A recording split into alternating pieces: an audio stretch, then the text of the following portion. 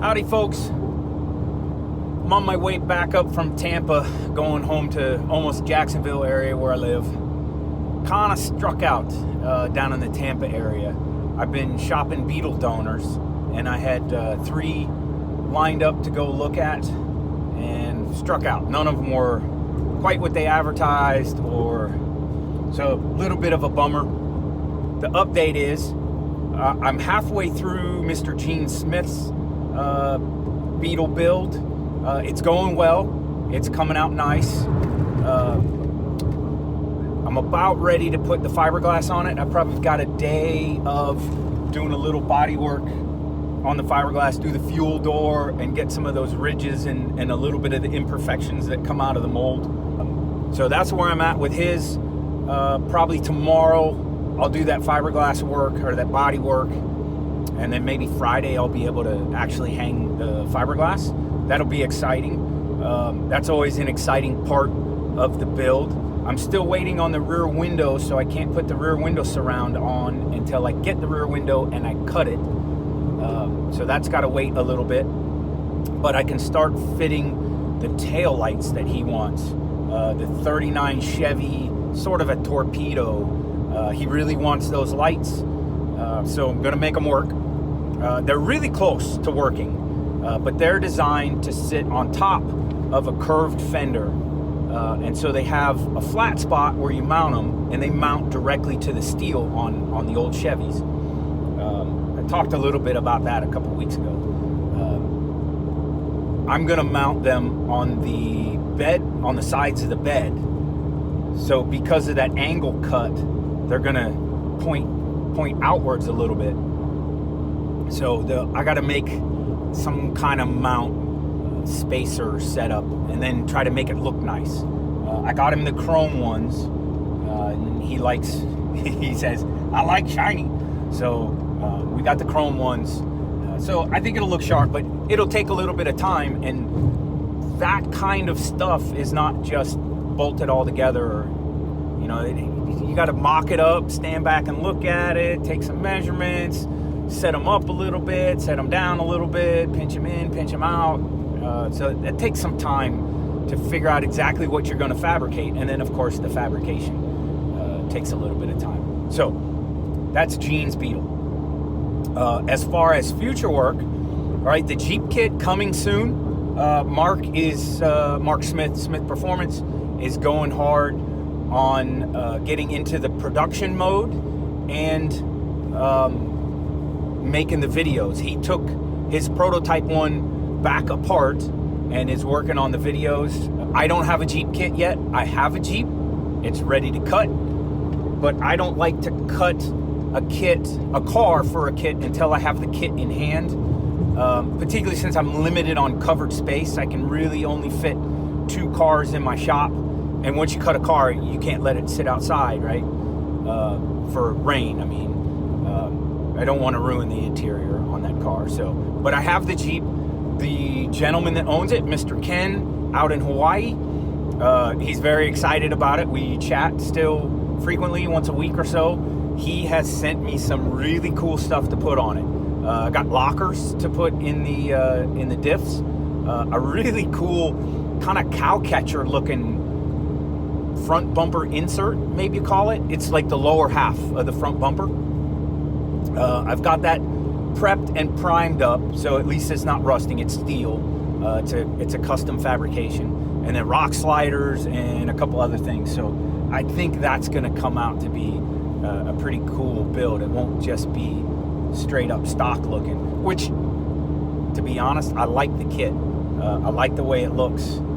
Haven't decided about the rear quarters on it, but we'll get there when we get there. We may glass them in, or we may try to do some louvers or something, but we'll see. So the Jeep, and then I've got another Beetle kit, and that's what I was shopping for the last couple days, trying to find the donor for that. Another gentleman, Mr. Perry, out in California, he's in Encinitas, I think. In any case, so there's another Beetle kit there. Then of course I have the one that I'm working on for me, a Beetle that I'm trying to do some wacky stuff. We'll do the lift and all that stuff, kind of the Baja, a little bit of a Baja style. But that one always goes to the back burner because there's no rush on it, and it's for me, and customers come first.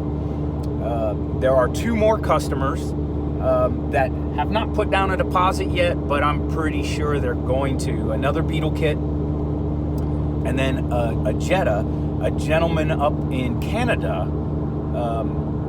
He's a GC, a general contractor, and he's having trouble. One, fuel prices are crazy up there. We don't know how good we have it in the U.S. I don't know the ins and outs of it. I think it's government subsidies to keep the economy clicking over. But our fuel prices are fantastic compared to anywhere else in the world, pretty much, that I'm aware of. So his big work truck is killing him there. Plus, he just had to move to another place where he can't fit his truck in the garage. So he is really excited about trying to do a Smith Ute Jetta as an everyday work truck. He said 90%. We've had a mess of conversations about the practicality of the Ute. And he's in pretty much the same boat that I am, that, I have a big 3/4 ton Dodge, and I love that truck. But, you get 18, 20 miles a gallon. If you're towing something, of course, you use more like 15 or 16. And 90% of the time, it's empty. And when you do go pick something up, either 1 sheet of plywood or a couple boxes of nails or, a few 2x4s or something, and he said 90% of the time, that's what he does. He's trying to find a Canadian donor, which he can ship to me. I can put the kit on it and ship it back, and we won't have any cross-border, does it satisfy government regulations? And as long as, like, if it needs amber turn signals or whatever, as long as I satisfy those requirements.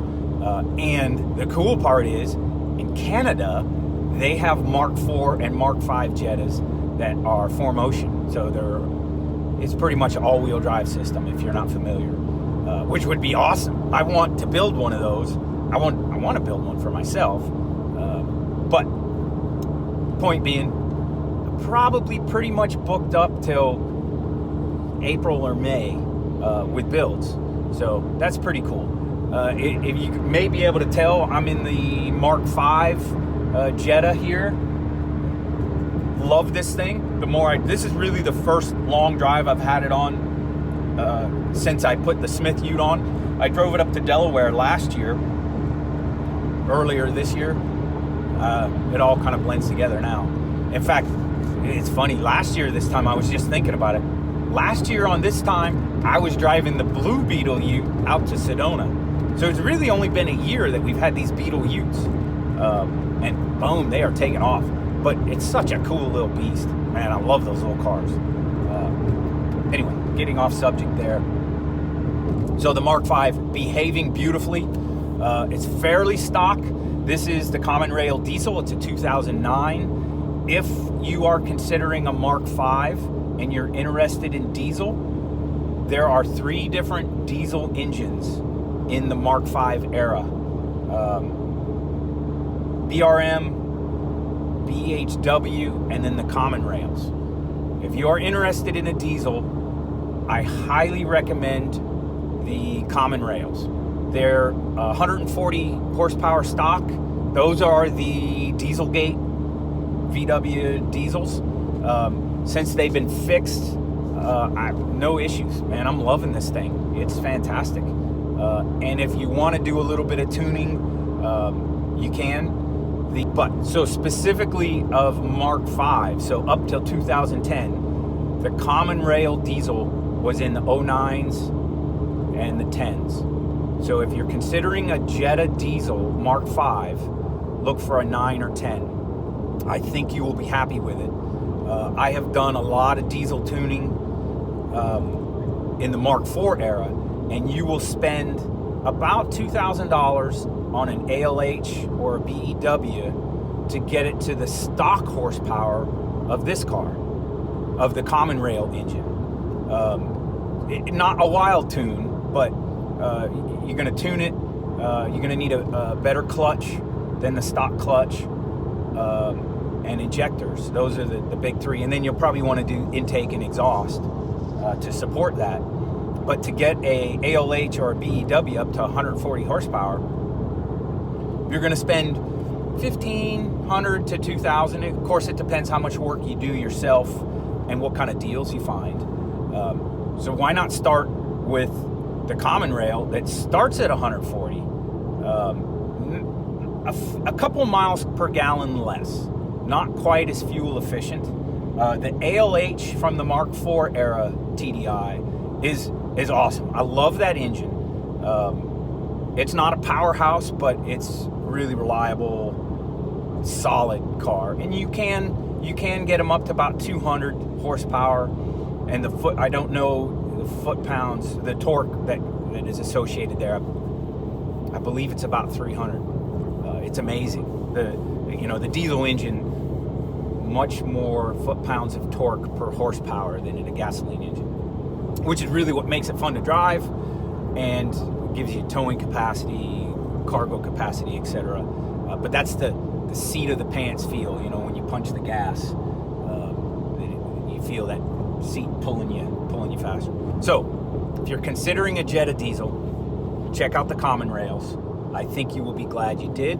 So this one, not quite done with it. As you can see, I got some more trim to work out here in the back. You can see that one little bit.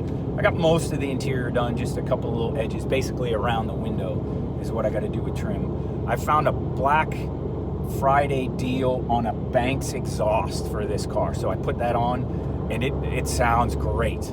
I love it. It's 3-inch stainless steel. It's cool. So I'm ready for that big turbo. It's not a big turbo, but I've got a CR170 turbo for it. It's basically the European spec car, and it with tune, should put us at about 200 horsepower for this car. The turbo was $1,000, so that'll be fun. So, little bit of paint needed yet on the front, and a little bit of sanding. Got a couple runs to work out on some of the paint that I've done, but it looks pretty decent. I get a lot of thumbs up here on the interstate. People pull up next. And the other day, pulling into Home Depot, a guy swung in behind me real quick, kind of stopped me in the parking lot. Is that a Holden? I said, no, it's not. It's a Smith Performance. Tell him the story. But it's almost as cool as a Holden. I love this thing, and I've been getting 39 miles a gallon. Which doesn't sound that dramatic, but you can't see it here in the video. I got my tow dolly. So I'm dragging the tow dolly all around Florida, which Florida's a big state. If it is loud.